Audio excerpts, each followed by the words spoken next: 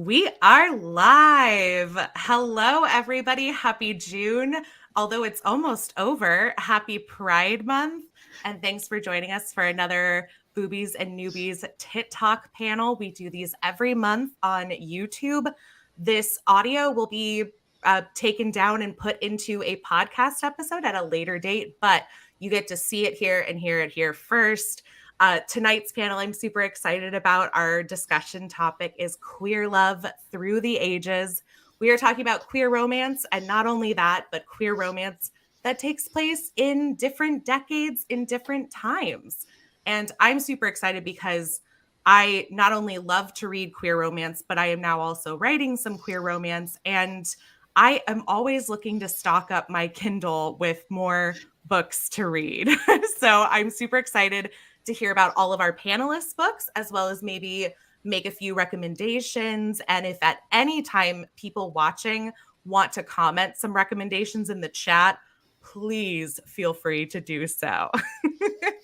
So I'm going to go ahead and introduce our panelists. And we actually are still waiting on one more who will hopefully join us in a few minutes. But for the time being, I am going to start with Sebastian. Kat's books have received starred reviews from Kirkus, Publishers Weekly, Library Journal, and Booklist. Her latest release, We Could Be So Good, is out now. It is a male-male romance that takes place in 1950s New York City. Welcome, Kat. Hi, Kelly. Does it get awkward hearing people list off your accolades, or are you like really into it? I really like the next time my next draft of my biography is just going to be like Kat writes books. You're proud. We're all proud of you. So you should be proud too.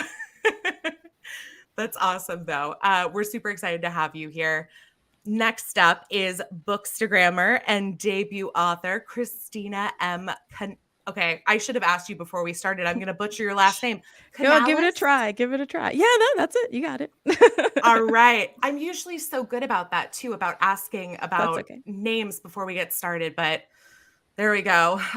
So Chris is here. You might know Chris from their Bookstagram work. However, her book, Pull Me From the Deep, is a high-heat erotic novella between a queer human and a jellyfish creature. Welcome, Chris. Hey, happy to be here. Happy to have you. And I have to say, I actually did just read your book this month, and it was such a fun read. Oh, I'm glad you had a good time. Lots of people write back to me saying, why would you do this? And just like crying. And I'm like, I'm sorry I hurt you, but I hope it get hurt. Happy tears, right? Yes, for sure, yeah. A combination of the two. Yeah, exactly. Well, and we're going to talk more about your book later because to date, it's the only jellyfish creature romance I've read. And frankly, I feel like that's a crime that there's not more. All right. Yeah. We also have winner of the Mills and Boone romance competition, or Romance Includes Everyone competition, Emma Denny. And Emma's debut novel, One Night in Hartswood, is coming out in November, I think, of this year. Yeah, November. Well, November in the States. It's already out here. We're special. Yeah. Okay. And in Canada, so... Oh my gosh. So the UK and Canada really got the jump on things for Yeah, us. but you guys get a special cover, so you guys win. Oh, I don't know. I think we're all winners here. As long as we get to, read your book, that means we win. And then perfect timing, Rebel is here. Rebel is our final panelist of the night. First of all, Rebel, can you hear us? Yes. Is everything good? Yes. Okay, wonderful. Well, then let me give you the introduction you deserve. This is Rebel Carter, author of the Gold Sky historical series, amongst many more.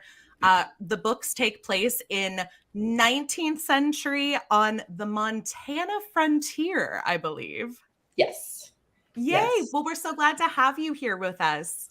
Well, thank you. I knew I was like, oh man, I'm going to be late. I came from work. I was like, almost. So thank you for having me. I'm really excited to be here. Oh no, you are so welcome. And honestly, everybody has other commitments. So just the fact that all of you are here with us, on this evening, or very early morning for Emma, Oh my which Yeah. I am so appreciative for all of you being here.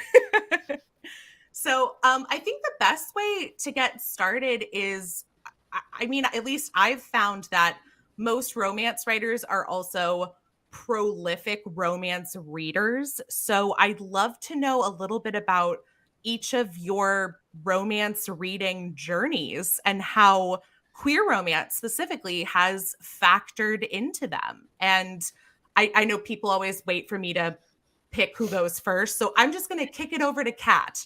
Okay. So for me, I came relatively late to romance. Like I was after my younger kids were born, and I was just like in a rough state. And so the only books that worked for me at all were books that were set like basically at Almax. Okay, like we're talking Julia Quinn, Eloisa James, like because it you're guaranteed a happy ending. No one's going to hurt the dog. Like all of the things that I needed for my mental health were like prepackaged in those books. And then basically like I ran out of what my library had to offer. And like I had read all of the paperbacks. Right.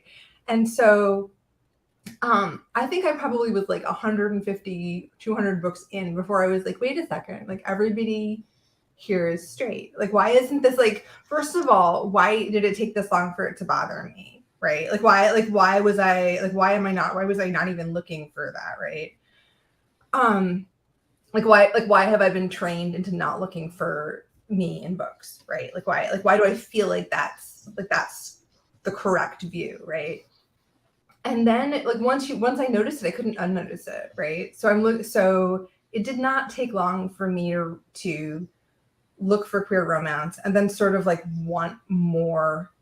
I wanted books like the ones that made me happy when I was feeling awful, but with queer people in them. And in 2014, 15, there really weren't many. And so like with infinite hubris, I was like, okay, I'll write one. Like that's clearly what needs to happen is for me personally to write a book. Like it's the only solution. And it turns out that there were many more books, but I wasn't online enough at the time to find them, right? I was like, there's a discoverability issue. So that's my journey. And honestly, I don't know if that even answers your question, Kelly, but.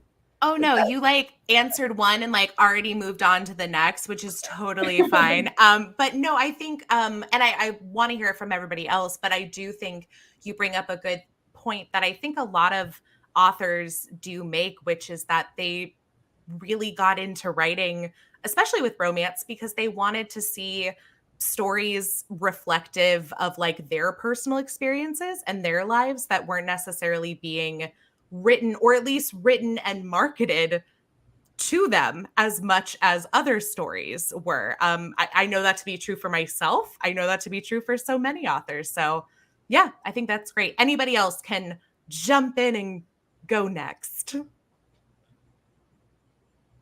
Okay, oh sorry. I'll go next because mine is going to be embarrassing, so therefore I would like to get it out of the way. Wonderful. I also came in pretty late to reading romance. It started, I was kind of, I will admit the first romance I was reading was fan fiction. And then I was like, and I was writing it as well. So I was like, you know, what if the books, the real books? And I went to my local Oxfam bookshop, which is like a charity shop in the UK. And I picked up some really, really old Mills and Boons for like 50p. And I read them and I was like, and then I got a Kobo, finally, kind of entered the technological era. And then I read all of Kat's books in about a week. And so my entry into romance, especially queer romance, is actually really loving it, was because I read everything that Kat had written in a very short amount of time. So that's, yeah, my embarrassing secret. And then I kind of branched out into like Katie Charles, and then like more recently with Freya Marske, and then Lex Croucher, and it's kind of spiraled, and now there's so much that I'm kind of spoilt for choice, but that was very much my entryway. I love that. I love a good fangirl moment. Well, that's great. You should tell that story all the time. Yeah, like I was telling people that I was going to be on this, and I was like, and Kat Sebastian's going to be there. And they're like, oh, you won't stop telling us to read her books. I was like, yeah. Have you read them yet, though? Because you should. So yeah. I And love again, it was that time where I was feeling really rotten, and I was just like, I can't do anything. But the romance books really helped. There was that certainty, I think, which makes them so good, is that you kind of, it's going to be all right in the end, which is very nice to have. Sometimes you need that reassurance, I think. We've actually talked about that a lot on this podcast before, is just the idea that what's funny about how many people are like naysayers to romance, usually the thing that they don't like about the idea of romance novels is what people who read romance novels love. And that's like, I don't want to call it the predictability, but I like thinking of it as the certainty that that no matter what happens throughout this story, in the end, it's all going to turn out okay. And I don't think there's another genre today that offers you that level of certainty. And especially in the last few years with everything that's been going on globally, certainty is something that I think a lot of us have been craving. So I think that's why there's been a massive boom in romance readers the last few years. And I'd say the same about romance writers too. Yeah, I think it's one of those things that annoys me, because it's like people will complain about the happy ever after of a romance, but they wouldn't complain that at the end of a crime novel the crime is solved. Right? So like, talk about certainty. Yeah. So funny. Chris or Rebel, either one of you want to go next? I'll go. You say embarrassing, but we share similar beginning stories, almost parallel, but my journey into romance was not late in life. I definitely started reading fan fiction as soon as I could. I spent lots of time in the Sailor Moon forums, lots of time on Tumblr, and it was there that I kind of first was discovered shipping characters and queer readings of characters. And so I'm originally from Puerto Rico, and finding books in general to read, not that there aren't books, but finding popular fiction books that weren't meant for school, sometimes a little bit hard to find, except if you went to the pharmacy and they had those really spicy Harlequin, they're this thin. And so I was always too shy and scared to actually pick one of those up. So I knew that romance was around, right? I'll watch telenovelas on TV.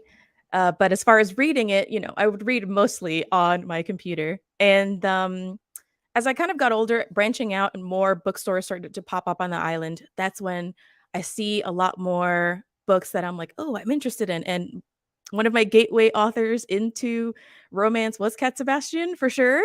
That's why I also was fangirly like crazy when I knew who was going to be here. I'm just honored to be around all of you today.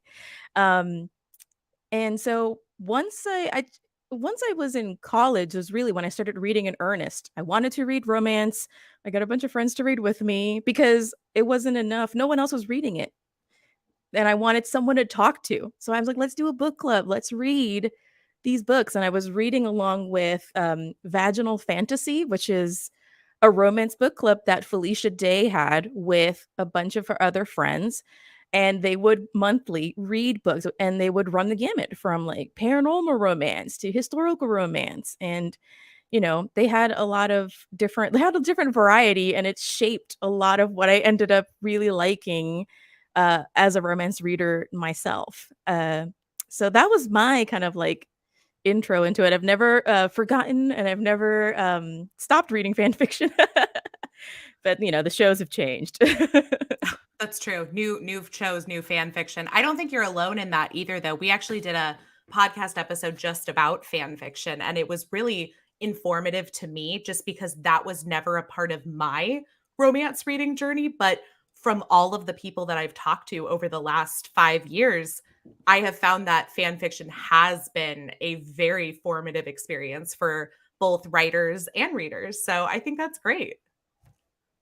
Yay. Did I answer the whole question? Was that everything? Yeah. Oh, you Okay. got it. You Okay. got it. And you know what? We've got plenty of time left. So if you forgot something, you can always bring it back. But Rebel, we'll throw it over to you. Last in, last out. So I'm so glad that we're talking about fan fiction though, because like I put my hours in at the Fangirl, like fan fiction factory after school. Like, come on. So my romance origin story started in the libraries because I spent a lot of time there. And they used to not even have you like scan your card to check a romance book out. You had to sign a clipboard. Like it was that. I think I was 11 and I was like, oh, I don't know how to talk to anybody. I was like, I'm going to read every last book in here. So my first entry in a book was like with Westerns, which obviously you can see in 𝐦𝐨𝒂𝒕𝒉𝒆𝒄. I started there and I have tried for years to try to find the book that like created all my buttons and I imprinted on at like 11. All I know is it was white. It was a Western. We had lawmen, we had a pearl gun like candle and like a really spicy time in the middle of like a lake and a rowboat. And I was like, this is for me. So started there. And then I am so glad that Chris brought up like what you could find because like I'm not from an affluent area. Like I grew up like in the barrio, like I grew up in the ghetto and we had the dime store or Walmart. So whatever was there to purchase is like what I could get my hands on outside of the library. And it was like the $3.99 like mass market books. So I used to like save my money and then like buy these. Like, so I think at one point my mom was like, you have to do something about this. I had like rows underneath my bed of just like my books. And I was like, these are my possessions. What are you talking about? I'm gonna be buried with these items. These are my babies. Yeah, like no one's doing any, I don't know what kind of yard sale you're talking about, but that has nothing to do with me. So yeah, I started buying just these mass market books and reading that. But then I got a laptop. I think I was like 13 or so, and I was writing fanfic on FTP sites. Like I'm from back in the day. Like you had to search for this, you know. And then when I found like fanfiction.net, it was like, so that's where it took off. And I guess, of course, like the romance I was picking up had all like white cis characters. I was always gender bending and like changing what they look like. I was like, you don't have blonde hair. I never write blonde heroine except for Alex, and that's my only heroine in Leather and Lace. I was like, no one in this town has blonde hair. No one. So that would just went into fan fiction naturally. But I was doing that with all the books I was reading anyway. I guess like I never really paid attention to character description, which my whole reading and like writing evolution is like feedback I've gotten is like, why don't you describe your character so much? I'm like, girl, because this is a YN, but this is like, you can be in this book if you want to be. So I like fan fiction, definitely. I still have an account in AO3, but I haven't finished. I get messages sometimes. I'm like, oh my God. I love that. I do. I feel like I have a follow-up question for you and the rest of you who are from the world of fan fiction. But first things first, you absolutely did trigger a memory for me of my parents having a garage sale, and they 100% sold like all of the romance novels and all of the VHS tapes that I had accumulated over the course of like 10 years. And I was, when I tell you it was like flames on the side of my face, like it was that moment. I was so pissed. I would not have recovered from that. I would not. Yeah, I don't think I've forgiven them entirely yet. But no, I wanted to ask and Kat, I don't think you mentioned fan fiction, but I don't know if you dabbled in it at all. Maybe yes, no. Yeah. Okay. Yeah. So for all of you then, because I'm very much the newbie when it comes to fan fiction. And so I think that's interesting that maybe either consciously or subconsciously it might have had an effect on any of your writing when it comes to like how you describe your characters and sort of like self-inserting or also just like not describing them so readers would be able to self-insert. Is that, have any of you found that has found its way into your writing? I'm like 500,000 million%. Yeah. Okay. I've gotten Yeah, see, The more That's bouquet, okay. Yeah. but the initial ones, I had to be like, oh wait, what color is their hair? Mhm. Yeah, see, I am the exact opposite. Like, I don't want to see myself in my fiction, like, at all. I'm happy to just see some other people, and they're doing their thing, and they're having a lovely time, and I'm all the way over here, and that's fine by me. So I kind of don't really think about it that way at all. Like, I've always been like, I write a lot of fan fiction I have under my belt, and it is like, this is these people, and they're over there where I can observe like a terrible voyeur, but that's how it I was about to feels. say there's like a voyeuristic aspect to it, which is actually how I read romance. I hardly ever place myself into the characters when I read romance. And I know that's what a lot of people do, but Yeah. for me, I do approach it more from like a voyeuristic standpoint. Yeah, I'm like, I don't want to be here. This is don't look at me. I'm not here. It's fine. You carry on. I'm behind this bush. You carry on. Pay no attention to that person Yeah. behind the curtain. Chris or Kat, did you have anything that either of you wanted to add to that? For me, it's interesting, right? Because I don't necessarily, I guess because it's been hard for some time to find people who look like me, feel like the person that I am as a person of color, as someone who's biracial, as someone who's queer, someone from, the Caribbean.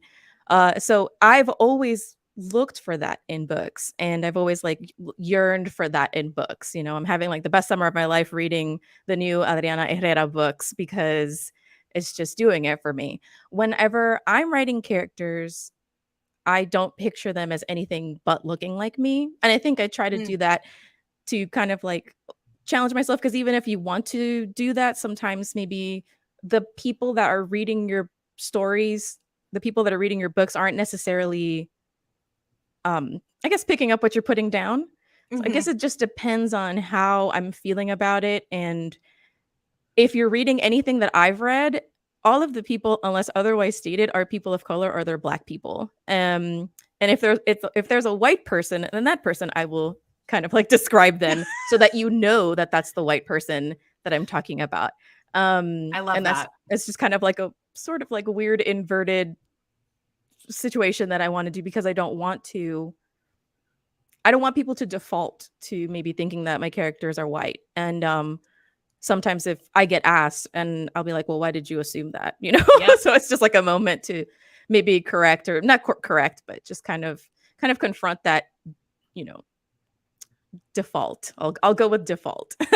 Yeah, no, I honestly, I think that's a fantastic thing to bring up. And I do think that is important. And it's something that I know I'm working on every time that I read a book, and having to ask myself questions like that as well. So no, those are important discussions to have for sure. And I think especially as we get into talking about the fact that, each of you have written books that take place in different times, and also sort of different worlds that are a little more fantastical, that I think there's an interesting, I don't know if I want to say balance, but a place to find where you can almost like appease the people who are interested in the historical nature of a book, but at the same time challenge expectations and lean into, especially when we're talking about queer characters and marginalized communities, to elevate them, as opposed to just creating sad stories. Like we want to see queer joy in our books. And I think, unfortunately, when we talk a lot about the past and what queer experiences have looked like in the past, although they, still today, that there's sort of this expectation that they can't be joyful. And I don't love that, especially when we're talking about fiction. So that was something that I was going to wait a little bit to bring it up, but I think you did kind of segue perfectly into it. So I guess my question is, how do you navigate that when writing a historical romance? And I know that each of you have written in different times, in different places. The idea of what's true to the times versus this is still a piece of fiction, and I want to write this story for these specific characters. don't all jump in at once. I pressed the wrong button there. Sorry. Here. Yeah, no, go, Kat. Oh, okay. What I was going to say is like, okay, so when I was researching the book that I'm finishing up edits on, I read a nonfiction book it's like a memoir of a gay bar in St. Paul, Minnesota. Okay. And which is like the last thing I expected to find as like a thing, right? Like it's a gay bar that existed in like the 40s and 50s, and like what we would not consider like the queer capital of the universe, right? It's like right in the middle of the Midwest. And so in the preface to this book, the author talks about how like one of the challenges when you're writing about marginalized people in the past is like looking like you don't want to minimize the trials and tribulations that people went through, but like you have to take the wins as wins, right? Like you like and that's like and I read that and I was like, yes, of course, that's exactly it, because that is something that I get asked a lot, and it's something I think about a lot when I'm writing. I don't want to like I write light books that get as close to fluffy as I can possibly get, right? And that's on purpose, but I don't want to be like, actually everything was okay as long as you believed in yourself. Okay, like love is love. Like that's not what I'm trying. You know what I mean? Like that's not it. And that's not the reality. And that's like sort of anyway. So I think that if you take the wins as wins and you don't minimize the hardships, like yes, like, and we're all good at our jobs, and we all know how to do that. So I'd also love to read that book that you mentioned, because I lived in St. Paul for a year and I really did enjoy my time there. So I'd love to know more about that book. I'm totally blanking on the title. It's okay. You can send it to me another time.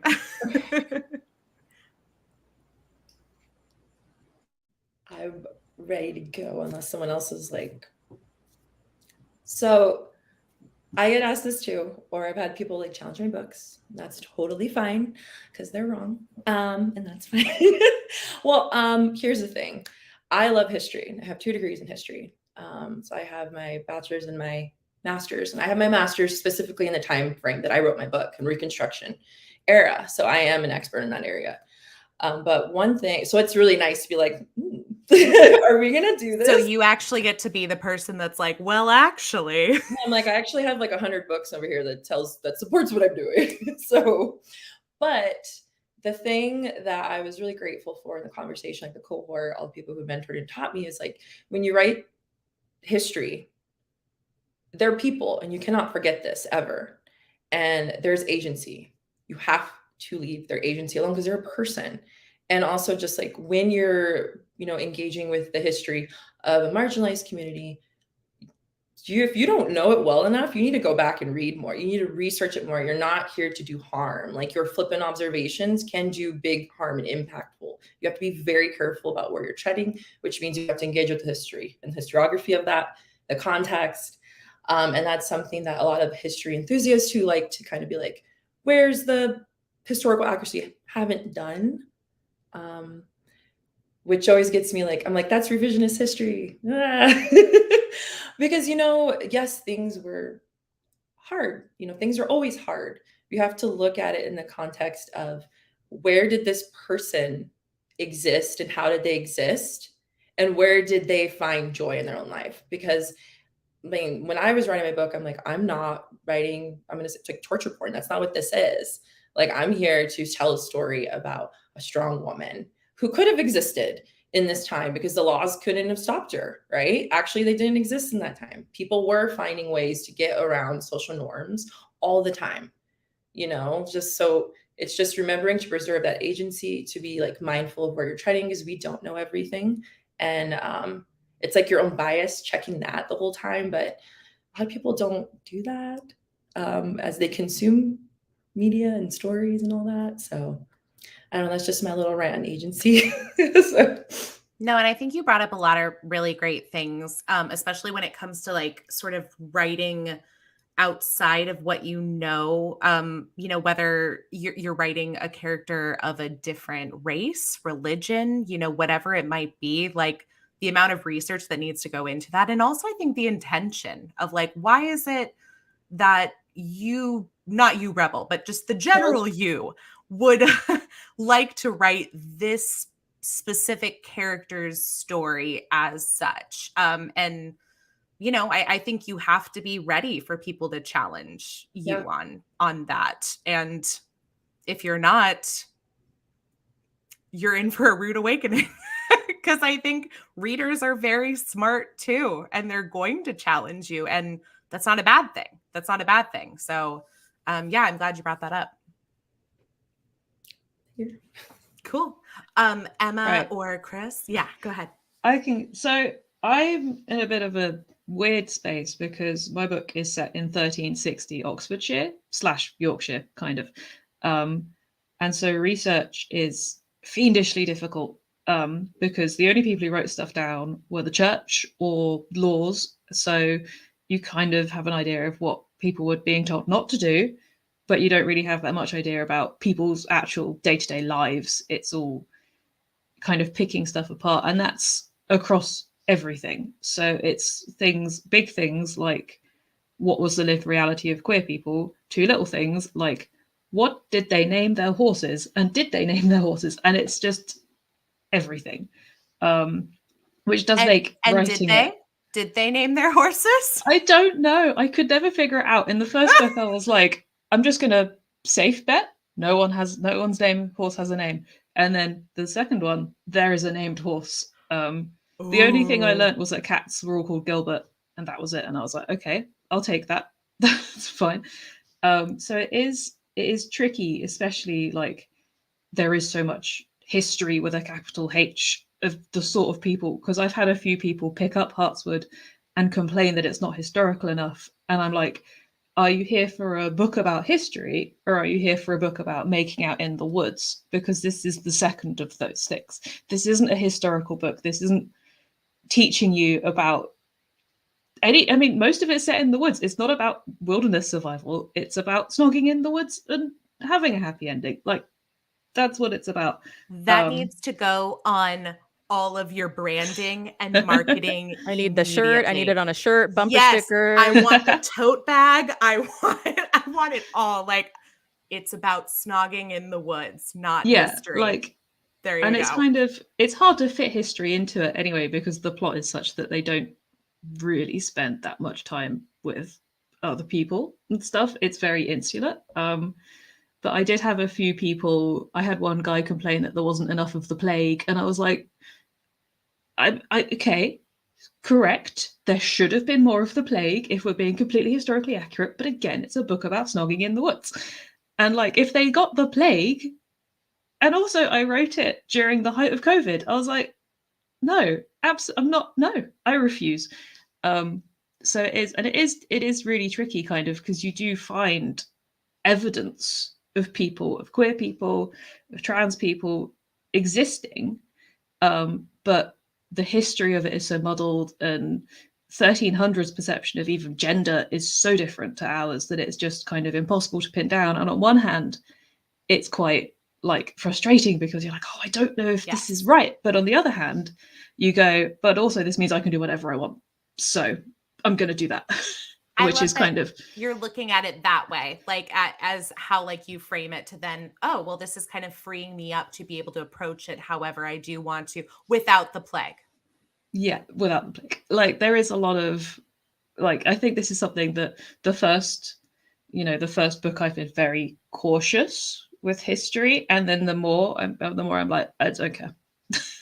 And it is very tricky getting it right. And I do kind of find I stress about the tiny little details, like horse names or cotton or what colors they would have to dye clothes, as opposed to the big overarching things. And look, I think there are people who are going to enjoy those details. I know I've had guests on my podcast who I've given them a historical romance to read because I knew how much they loved history and that they would probably like some of the details from the book. But I also like to think that when most people pick up a romance novel, they're looking to read a love story and making out in the woods. And they're Yeah. not harping on where are the bedpans.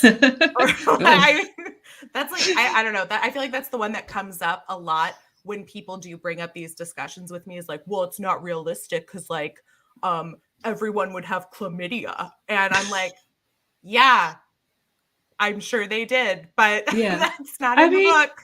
I find that even on a base level, even if you take completely contemporary 100% set in the modern day romance, it's not realistic. Relationships don't No. often go like that. People aren't like this. This is fiction. A lot of it's not very realistic. And kind of like Kat started this conversation by saying we highlight like the joys, the joyful moments. That doesn't, negate the darker side of things. I think you can apply that on a smaller level as well. We highlight the joyful moments of everyday life as opposed Yeah. to digging in deeper to the more mundane things, or just like the less exciting things that happen every day. So on Yeah. a much smaller scale, for sure. I think for me, it's kind of enough to know that queer people have definitely existed since the beginning of forever. Yes. And, there's evidence. So, There is. we win. Yeah. So like, yeah, even if it is a single line in a book, Mhm. they were there. Yeah. No. And I think a lot of people do know that. And then there's a lot of people who don't want to know that. And that's the difference. But Chris, I'd love to hear your perspective on this, because you're writing something a little more fantastical or science fiction. So I actually loved, I was like, I really wanted to hear what everyone was going to say first. And so I'm like, my mind is spinning with all these like great things that like kind of like really reflect on how I feel about, love and romance and queer people, marginalized people, Black people, etc. Just in like history and historical fiction and historical romance. I think that I agree with what everybody is saying. I enjoy historical romance for the, snogging in the woods, 100%. And there's going to be people there who are not here for the right reasons. But I like it when how people say dare to dream of a different future, right? Dare to dream of like a different past. Where like the reality of what you think is real is not, because through time we lose so many stories because of, history and how it works. Things get destroyed, things get forgotten, and things get censored. And just because you want to insist that this person or that kind of person and this kind of relationship couldn't have happened, it doesn't mean that you're right, and you're probably not. We'll find some research, things will come up again, and it's just sometimes it's just like, that's a book, man. Just calm down. Let me just have a good time. And sometimes, that's what it's all about. And I love it when a book kind of does a little bit of both, right? A little bit of give me what's really happening. Read Rebel Carter's books, and I think that does it really, really well. I feel light and fluffy, but also there's tension there. There's a whole other world kind of like encroaching upon this like idyllic place. I think of Alyssa Cole's Civil War romances and how that is a terrible time to be alive. But like, love is happening. And it's not just one kind of love. Like that series isn't queer, but it's one of those things where like history, where we are at that point. I mean, you could argue we're just always at a dark point in history, but at that point in particular, wartime, right? Debating rights, debating ownership of things, of people. And it's the things that people live for. And it's love. One of them is love. And I think that one of these, all of these ideas are just great because one, it doesn't have to be that serious, but if it does, then both things can happen in a historical romance. You can touch on the truth, and you can touch on, a little bit of fluff, a little bit of kissing and stuff like that. So those are my thoughts as I was kind of like listening to everybody and being like, whoa, my God, I'm so lucky to be here. Making out in the woods, or in your case, in your book's case, making out in the ocean. Yeah.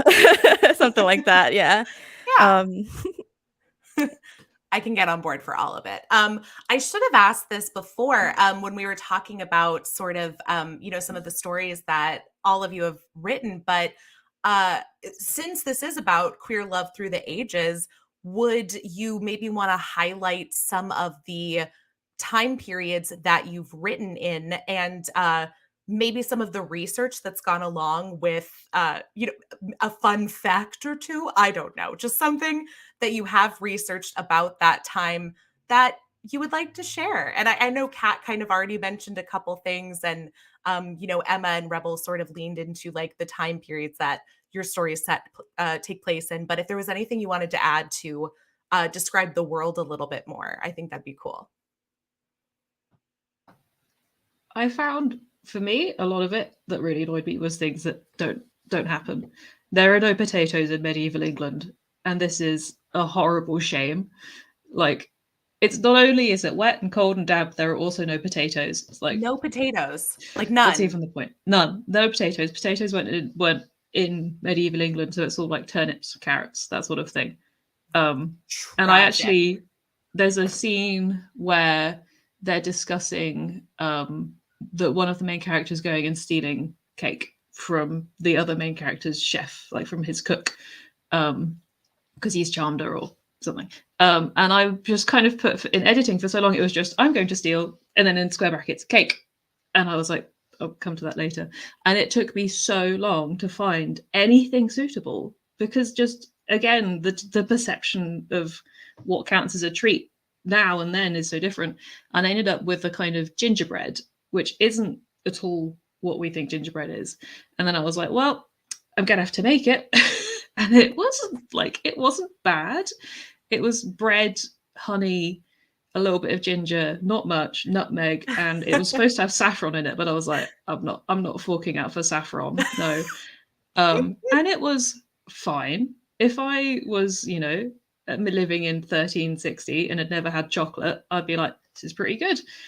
But I don't, and I have, and it's knowing what other treats are out there now, it's not cutting it. It's always one of those things that makes me sad. And like, no swearing, like all the good swear words, they're slightly in the wrong date for.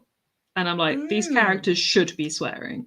This guy would swear a lot, but he can't because he doesn't know how. Like that, that really annoyed me.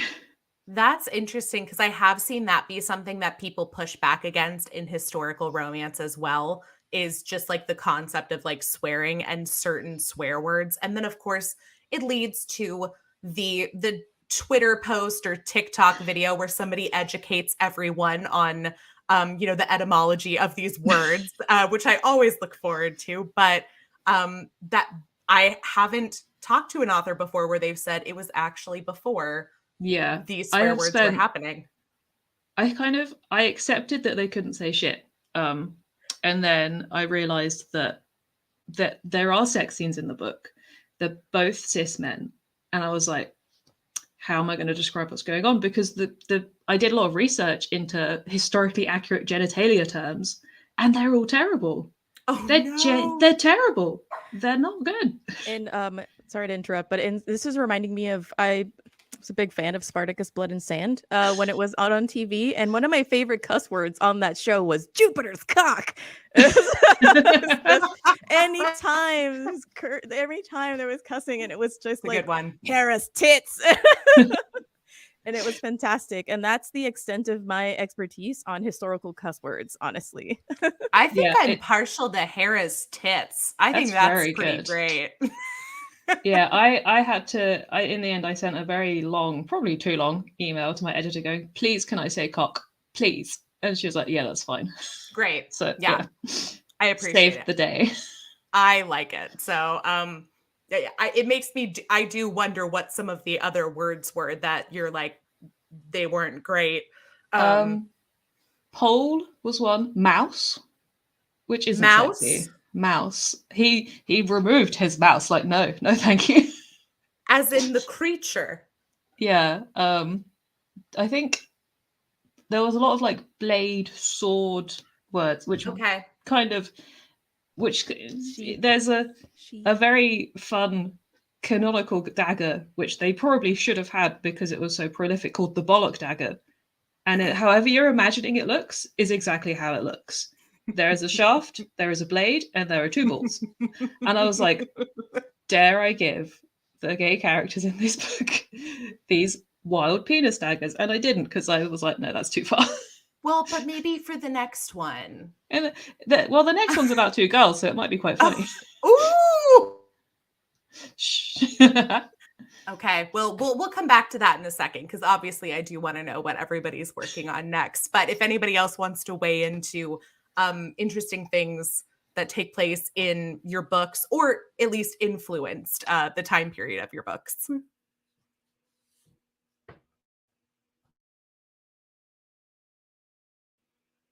You can say no too, like that's totally fine. I am like right now, I'm like in a place where like all of my fun facts are just like really unfun. Do you know what I mean? Where like, did you know there used to be a bowling alley there? You know, like no, like nobody cares. That. I think that's fun. You know, like or and like the book that I'm finishing up has a lot to do with baseball. So I did a lot of like, I'm really not a sports person, but like I got really into historical baseball to the point where like nobody who knows me could have guessed that they were signing up for a year of baseball fun facts. You know, like that wasn't something that anyone could have predicted based on the previous 44 years of my life. But here we are. So like I have a lot of unfun facts, but in terms of actual fun facts, no, I have a lot. What I have is a pile of maps, you know, unfortunately. I'm I not sure. apologize if you're still talking, Kat. Everything's glitching on my end. I think I'm back, so I'm. Oh, no.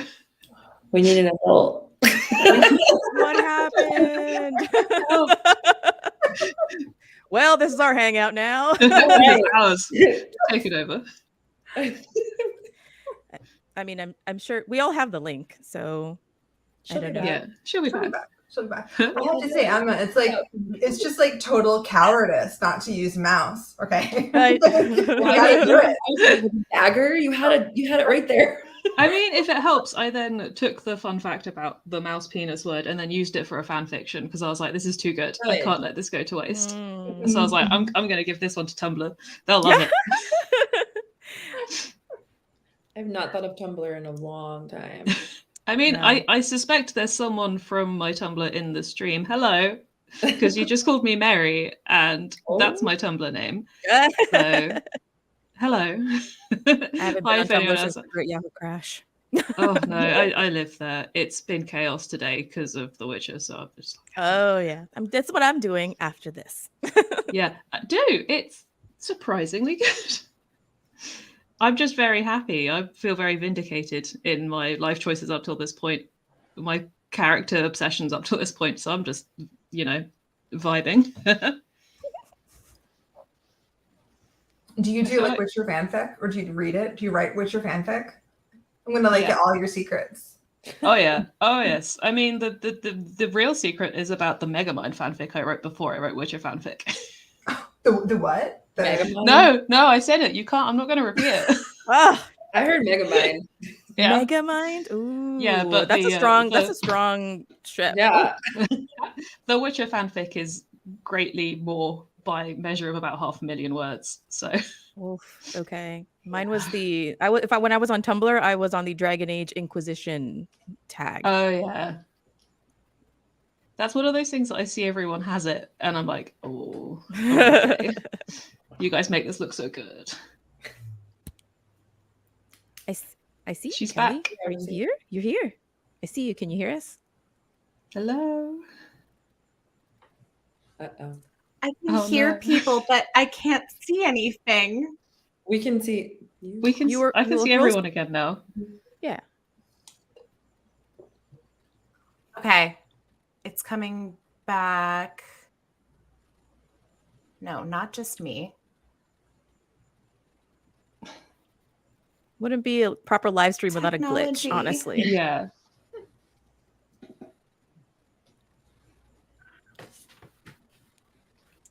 I mean, we can see you. Yeah, we I can assume see you guys you. can see her as well. I'm so sorry. Can people hear me?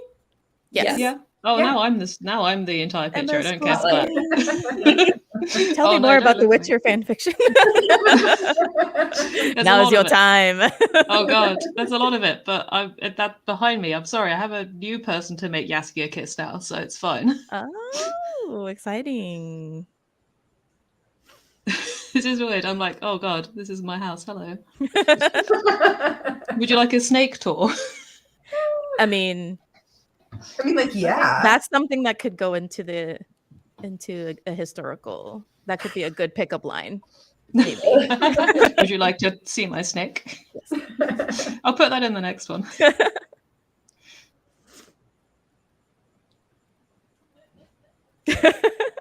My sister's laughing at us in the other room.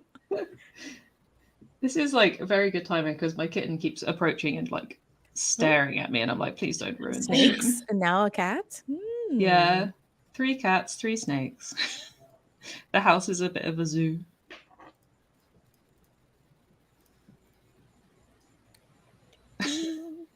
I know. I don't want to leave you like spotlight without trying to help fill the. I feel like what can we talk about? Someone ask an intelligent sounding question. Let's think. Come on, y'all. It's 2:20 here. I'm gone. Emma, I finished your book today, actually. It's been like, yeah, I loved it. It's been like my car book because this summer I've been chauffeuring people all over. Mm-hmm.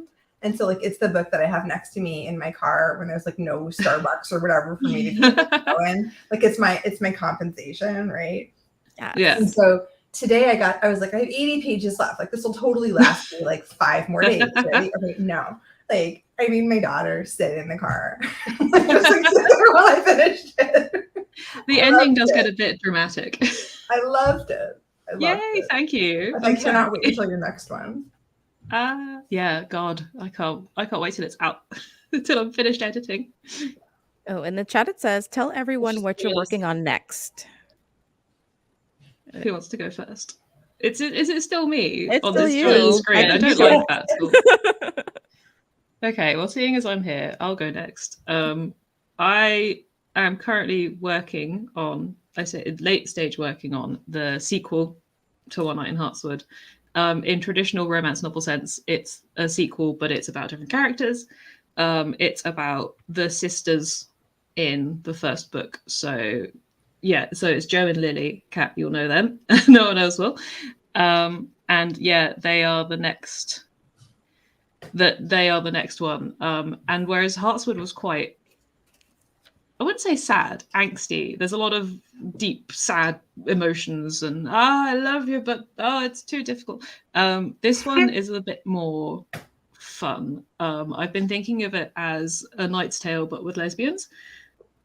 A bit I'm already obsessed with I that. forgot I'm not muted. That sound I just made. It's like if you've read Terry Pratchett's Monstrous Regiment, it's kind of like that meets Knight's Tale. And then there's also an awful lot of brewing, which I had to cut down a little bit because I got a bit obsessed with medieval brewing. And I had to remove some of that a little bit because I was like, this is too much. No one cares about MASH, not as much as I do. I'm back. Sorry that you were the star for a really long time, Emma. That was terrible. I literally had to like restart my computer because like nothing was loading. But I'm so sorry. Okay, thank you for telling us what's up next. And I'm gonna add on to that the question from the chat, which is there a time period that you haven't written yet that you would like to write? So if you want to add that on to your answer, that'd be great. Well, the thing, my vague plan has always been that I've got Heartswood as a thing, which again, some secrets are still in there, and then afterwards I have an entirely plotted out plan for Regency because I love Regency romance. I love that whole era, and I was like, I'm going to do that next. I want to do Regency or something along those lines. And then, of course, I got another like 2 or 3 medieval ideas. And despite saying I am never going to write medieval ever again, it's too hard. I'm like, oh well, here we are. Just going to carry on in this era, I suppose. So I'd like to do Regency, but it probably won't be for a while. That's okay. Something to get to eventually when you can name horses. Exactly. How about Rebel? I'll kick it over to you. And it's what we're working on next. Yes, what you're working on next, as well as if there's a time period you haven't had a chance to write yet that you'd be interested in writing. This is a little tough for me just because I haven't released a historical romance in like a year. I finished my series. There's like 6 or 7 in that one. And then I went contemporary, like completely. And I'm not sure if I'm going to go back. So that's something I was talking to you about with my editor about writing like a prequel to the series and going a little like earlier, which would take me right back to like Civil War antebellum. So that would be probably be the one time period I've considered writing in, but you have to be really careful in that time period. I know I could do it. It's just a lot of heavy lifting. But that would probably be it. And then I know as far as like what I'm working on, I'm writing dark romance right now. I'm writing contemporary dark romance. So I'm writing with 2 bi heroes though, so I got that in there. That's what's going on. Ooh, love Yeah, that. Released another poly book. I guess I just go back to what I know, right? Like, so I wrote poly and Gold's kind of writing it now in dark romance. So I'm doing that right now, but antebellum probably if I had the time. Okay. Well, and we know that you do a lot of research and you have the degrees to prove it. So I would trust to read your book. Thank you. Also, like the thing I appreciate Chris was saying was like,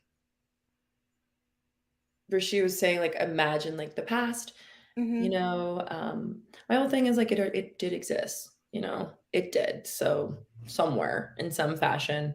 And like, I wrote Gold Sky because that's like my family's history. Like I wrote people that I knew and looked like, and the things that I knew, and then learned and read and was like, came out of like a bunch of journals that I used to read with like my cohort. We'd be like, imagine we would joke around about when the day would come, we would stop. We wouldn't have to keep writing this thesis or this journal article. We're like, what if we could write something for fun? I'm like, well, she would definitely marry the woman that she ardently admires for being so strong and fixing this fence post. I'm gonna tell you that, which is where like came from. She was like, that is one of my like facts. I guess I didn't share one of the travel journals that these women were writing. I'm like, you were lovers, and I love that for you. Yeah, just like so and so strong and so capable, and they repaired this, and like I'm expecting them home. I'm like, that is not. That's yeah, that more than neighbors. Oh yeah. I love that. She fixed the fence post. That'll do it. That'll do it. Her strong back. I'm all, yeah. Mm-hmm. That's those trapezius muscles, like, like I get it. I love it. Awesome. Chris, how about over to you? Ooh, what am I working on? In terms of another like strange romance, I've set my sight to the stars, and I'm working on kind of like a very similar vibe to Pull Me From the Deep, where it's between a human and some sort of, I haven't figured out all of the details, sort of stellar entity. There's a stellar cartographer. I'm a big Star Trek fan. I'm a Next Generation myself, and I want to do something in the stars. I want to do something in space, and I'm really excited about how the story's coming together in my head. Not on paper, not yet. We'll get there. We'll get there, yeah, sure. And I do have work in progress. I never really left the fan fiction trenches. I have a sort of Sailor Moon-esque girl gang fighting the forces of cosmic terror in alternate universe Puerto Rico. Love. And I'm hoping to have that kind of like done by the fall. So I'm really excited to finally finish that project that I've been working on for a while. What time periods do I want to work on? Well, I mean, any, I'd love to write anything. One of the things I was talking with my friend Andrea about before coming on here was we're reading a lot of like Latinx historical romance this summer. And, it's I love it. It's all got like a really colonial vibe to it. And I said, do you think that there were like lesbians in like the mountains of Puerto Rico, like cutting on that sugar cane? And my friend was like, I would read that. You should write that. And so if I was going to pick something, I would pick something of the, I'm trying to think of the word in English. The word in Spanish is jíbaros, I guess like a campesino or just like a subsistence farmers, just like people of the land. And I would be down to read that, and I guess if it's up to me, then I'll do it at some point in the future. I'd read it too. I'd read it too. It sounds like you and Rebel could like work on something together. Like somebody's putting up the fence post, somebody's trimming the sugar cane. Like I see a lot of crossover. That's great. Kat, how about you? I mean, I know you just had a release, but what's up next for you? Baseball, right? You mentioned baseball. Thank you. I have mine too. It's actually right back here. The next book is a follow-up to We Could Be So Good. It'll be out next summer. And it involves one of the reporters in We Could Be So Good, who's like, I refer to him as like the sad gay librarian because he's constantly trying to recommend like sad gay books to people. So he gets assigned to cover a baseball team basically. And that goes the way it always goes in romance novels. And I'm finishing up, like I'm like in the last stages of edits of this book. And so it's very much like it's already a book. So that's very, that's like that's like always satisfying, right? Where I'm like, it went from being like a pile of goo to being like a real story. It's like a real story now. So I'm happy about that. But that's a year away. In terms of what historical period I would like to write in. And you've written several at this point. So at this point, like the one I always wanted to write in is the 50s and 60s, and now I'm doing that. So the period that's left is the 1850s. And there's more history than that, but like the period of history that I'm interested in that I haven't written anything in is the 18s in New York. Like Gangs of New York era, because it was just terrible. Like it's just filthy and awful. And there are like river pirates. It's like the most unappealing period of time I can possibly think of. And yet there's like so many, like there's just so many stories happening that like it feels unreal that you would have like these like, that you would have gangs and that you would have pirates and all of this stuff happening like literally at the same time on the same like pretty unpopulated at that point island. I will never write that book though. You know what I mean? Like that is like gritty. Like that is a book. That is like a story that requires like plot, right? Like that is not me. Like I would wind up being like, there were these pirates and then like everything was okay. I was gonna say you had me at river pirates. Like we could just do that, and like they retired.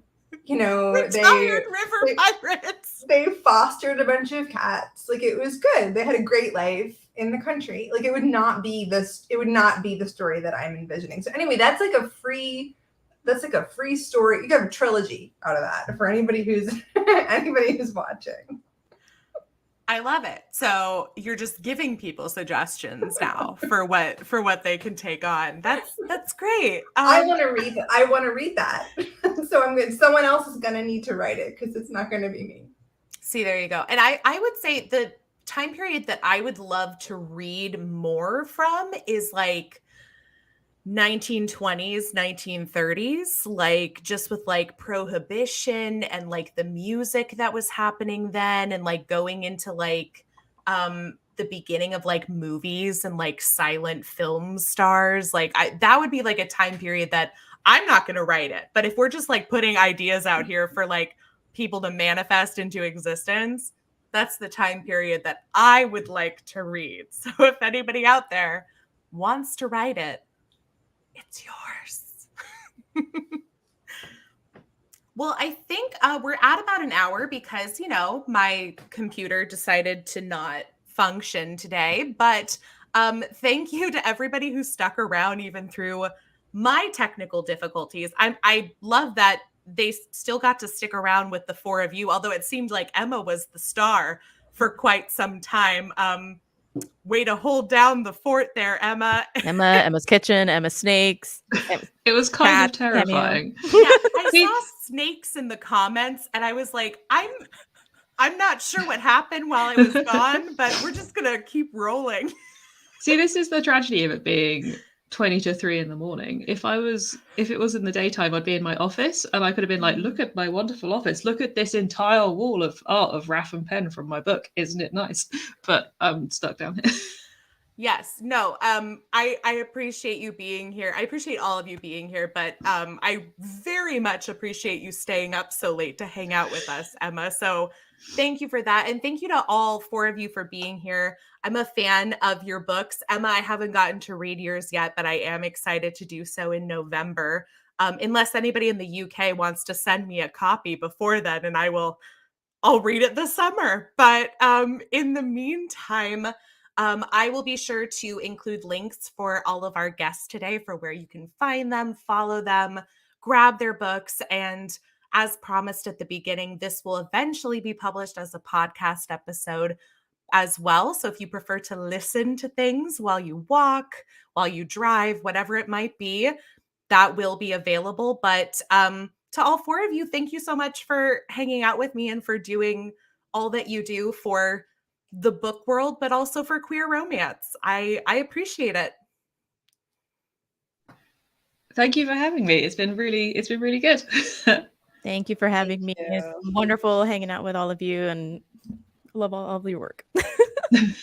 Yay. Thanks, everybody. Have a wonderful night, morning, whatever time of day it is. And we'll see you next month for another Tit Talk panel. And keep reading queer books all year long. Pride Month doesn't end in June. Keep on reading, friends.